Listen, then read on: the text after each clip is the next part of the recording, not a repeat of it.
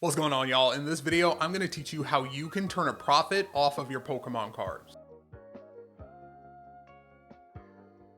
Welcome back. If you're new to the channel, my name is Brandon. This is Pack Fresh Northwest, where the polls are always meant before we do anything else. I want you to thunder punch that like button. I want you to subscribe to become a part of the Pack Fresh family so that you don't miss out on a single second of this gem mint content. Now let's get into it. I want to help you make some money off your cards. One thing before we get into the video, I am not a financial advisor. I am not a trained finance professional. You should take my advice with a grain of salt. I'm not telling you how to spend your money. I am only here to tell you what success that I have found investing in the hobby. If you take something from it, great. If you don't, that's cool too. So if you clicked on this video, you're probably like me. As a kid, you probably had a Pokemon card collection, and you also probably have no idea where those cards are now. The Pokemon hobby has been absolutely exploding over the course of the past year. I think that this is mostly due to the pandemic, but also somewhat due to the fact that it's Pokemon's 25th year anniversary, and I have frankly never felt more old than I do in this very moment. There are definitely some people out there who are flipping this shiny cardboard to fund the down payments for their homes, and I know, like me, you are trying to do the same thing. But you need to pump the brakes a little bit, because you could definitely end up in a situation to where you're actually losing money and you end up with a lot of cardboard, most of which is not going to be that shiny. So before you dive in, before you open your first pack, or before you drain your 401k so that you can afford that first edition base set booster box, let me tell you how to do it smartly. Step number one to turning a profit on your Pokemon cards is understanding the market. Now, there are three sectors of the Pokemon card market that I think you need to be aware of. Those three sectors are graded cards, raw cards, and sealed product. Let's begin with graded cards, because it's probably what you've been seeing a lot of on social media.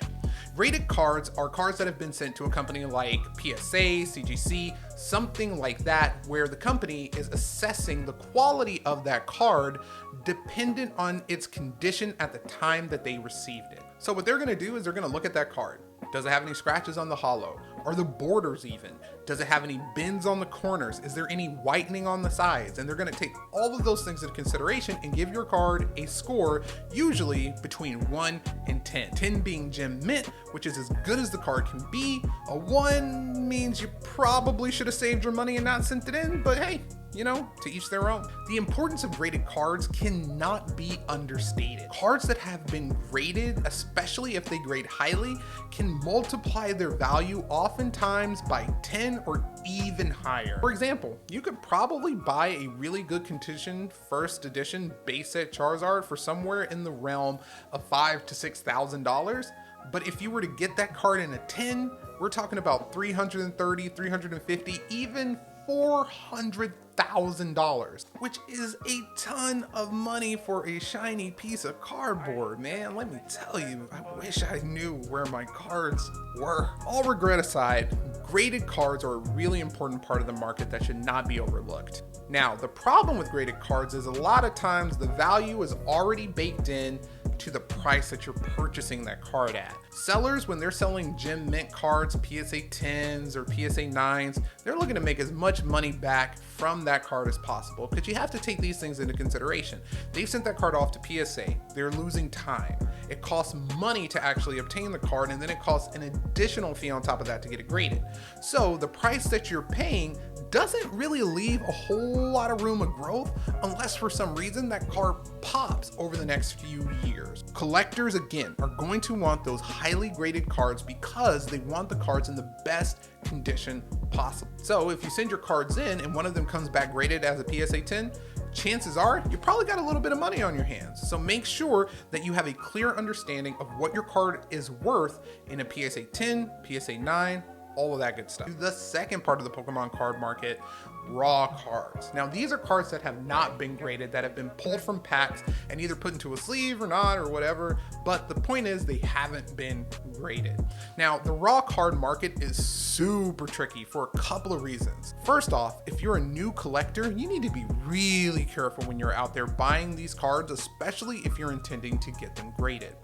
one piece of advice that I would give to you is avoid buying cards online. And I know that might seem a little ludicrous, especially in 2021, but hear me out. When you are buying a card from TCG Player or Troll and Toad, or even eBay for that matter, you have no idea what condition that card is in. I was in a situation last month when I purchased a shiny Hidden Fates Charmander, and the seller and I had two very different definitions of what near mint meant. Near mint, mint, mint, near mint?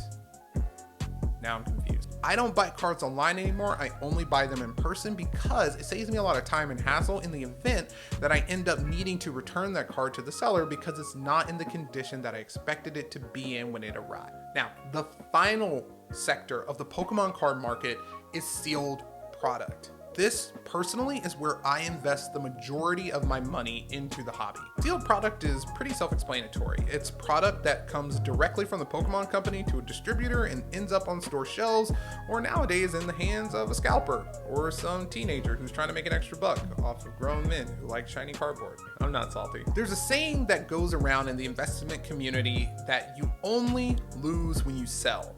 And the same can be applied to Pokemon, but it's a little different. You only lose when you open. Chances are you're not gonna pull the card that you're looking for through cracking a bunch of packs, right? But there are people who are going to be clamoring for these packs down the line when they're out of print. You want to make sure that you are in a position to where you can hold that sealed product for anywhere from about 5 to 10 years. So if you're buying stuff this year, the earliest you would likely want to sell it is probably at the 30th anniversary at this point. Some suggestions for buying sealed product. Focus on booster boxes and ETBs, right? And by ETB, I mean Elite Trainer boxes. You'll see a couple of them back there. The reasoning for that is because these products tend to do better over time. And if you'd like to see a more in-depth video about what sealed Pokemon products you should be investing in, make sure that you leave a comment down below so that I know you want to see that dope content. So before we wrap up here, let's recap. Graded cards, great investment, but you're probably not going to see as big a return on your investment as you would with other products. Raw cards, also fine, but a little bit more risky unless you're really good at assessing the condition of the card. Sealed product, really hard to go wrong with sealed product, especially ETBs and booster boxes. Now, before we get out of here, I want to show you how I would break down my Pokemon investment portfolio if I had $100.